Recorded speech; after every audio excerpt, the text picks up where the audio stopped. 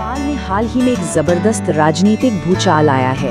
एक ऐसी कहानी जहां सड़क पर हुए विरोध प्रदर्शनों की आग ने एक नए नेता को जन्म दिया और देश को बदलने के लिए सुधारों की एक बहुत ही साहसिक योजना सामने रखी गई है। आइए इस पूरी कहानी को जरा और करीब से समझते हैं। तो इस पूरी कहानी में हम देखेंगे कि ये चिंगारी आखिर भड़की कैसे, इस पूरी क्रांति का चेहरा कौन बना, फिर सरकार ने कौन सा बड़ा दांव खेला और सबसे जरूरी कि आगे क्या चुनौतियां इंतजार कर रही हैं। तो देखिए, ये कहानी शुरू होती है 2025 के आखिरी महीनों में, जब सरकार के एक छोटे से दिखने वाले फैसले ने जनता के उस गुस्से को भड़का दिया जो सालों से अंदर ही अंदर सुलग रहा था। अब इस टाइमलाइन को देखिए। सबसे हैरान करने वाली बात पता है क्या है? वो है इसकी रफ्तार। सोचिए, 8 सितंबर को सोशल मीडिया पर बैन लगता है और ठीक अगले ही दिन 9 सितंबर को प्रधानमंत्री को इस्तीफा देना पड़ जाता है। इससे आप अंदाजा लगा सकते हैं कि लोगों में गुस्सा किस लेवल पर भरा हुआ था।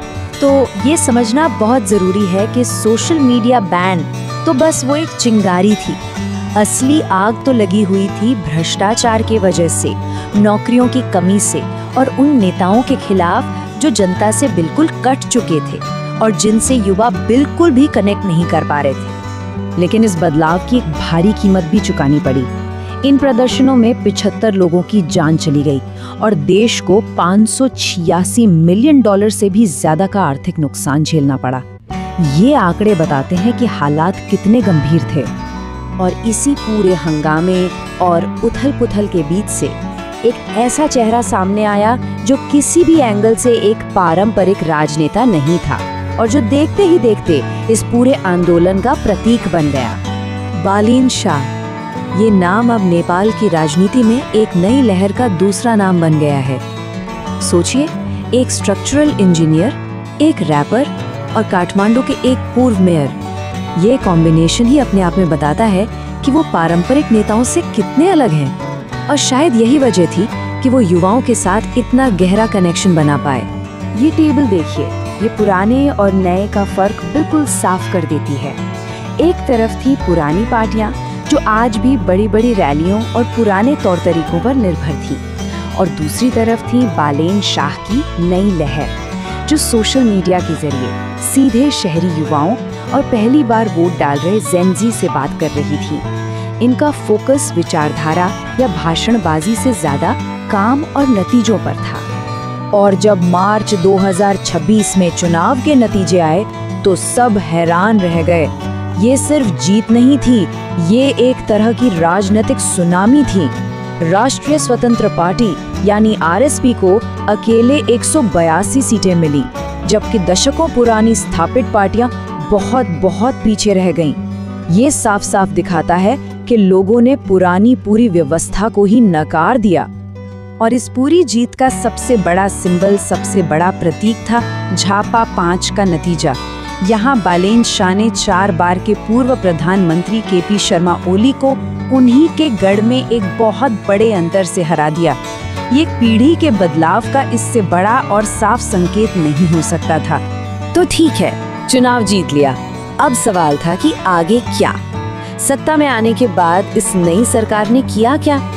उन्होंने उन सभी प्रदर्शनकारियों की मांगों का जवाब एक बहुत ही महत्वाकांक्षी योजना के साथ दिया। उनका जवाब था एक 100 सूत्रीय एजेंडा।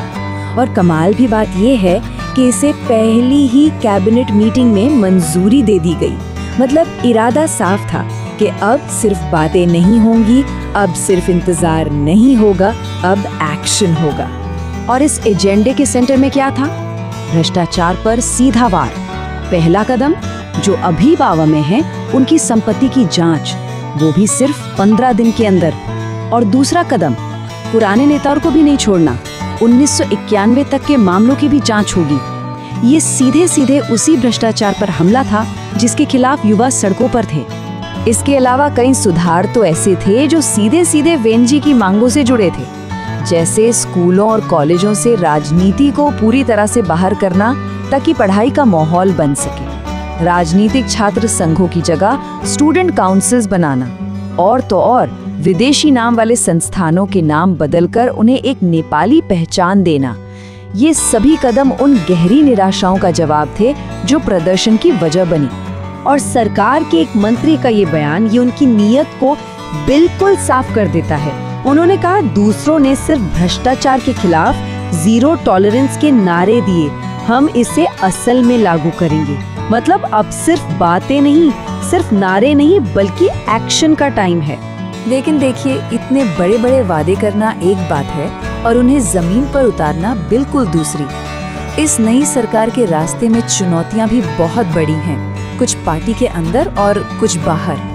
सबसे पहली और शायद सबसे बड़ी चुनौती तो पार्टी के अंदर ही है। एक तरफ है प्रधानमंत्री बालेन शाह, जो जनता का चेहरा है, जिन्हें जबरदस्त जनादेश मिला है। और दूसरी तरफ है पार्टी के फाउंडर रवि लामिछाने, जिनका पूरी पार्टी मशीनरी पर कंट्रोल है, लेकिन जो कुछ कानूनी विवादों में भी घिरे हैं। कई एक्सपर्ट्स इसे सुविधा का विवाह कह रहे हैं। शाह को राज करने के लिए पार्टी चाहिए और लामिछाने को सत्ता में बने रहने के लिए शाह की लोकप्रियता। अब सवाल ये है कि ये नाजुक बैलेंस कब तक चलेगा। और बाहर की चुनौतियां भी कुछ कम नहीं हैं। जिन लोगों ने उन्हें इतने बड़े बहुमत से जिताया, उनकी उम्मीदें आसमान पर हैं। वो चाहते हैं कि बेरोजगारी जैसी समस्याएं चुटकियों में हल हो जाएं। और एक और दिलचस्प बात, संसद में विपक्ष इतना कमजोर है कि सरकार पर दबाव बनाने की असली जिम्मेदारी वापस उन्हीं सड़कों पर आ जाती है जहां से ये पूरा आंदोलन शुरू हुआ था। तो इन सब को देखते हुए सबसे बड़ा सवाल यही उठता है कि नेपाल का भविष्य अब किस तरफ जा रहा है। सवाल यही है कि क्या सच में एक नेता का एक साहसिक दाव, उसके सुधारों की एक योजना वाकई एक पूरे देश की किस्मत को फिर से लिख सकती है?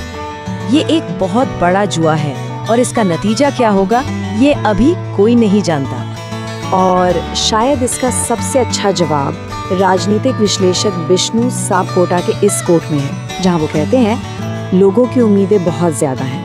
मुझे नहीं लगता कि उनके लिए इन उम्मीदों को पूरी तरह से पूरा करना मुमकिन है। कह सकते हैं कि बालेन शाह और उनकी सरकार ने एक क्रांति की चिंगारी तो लगा दी है, पर अब असली इम्तिहान उस आग को सही दिशा देने और किए गए वादों को हकीकत में बदलने का है। आगे क्या होता है ये तो वक्त ही बताएगा।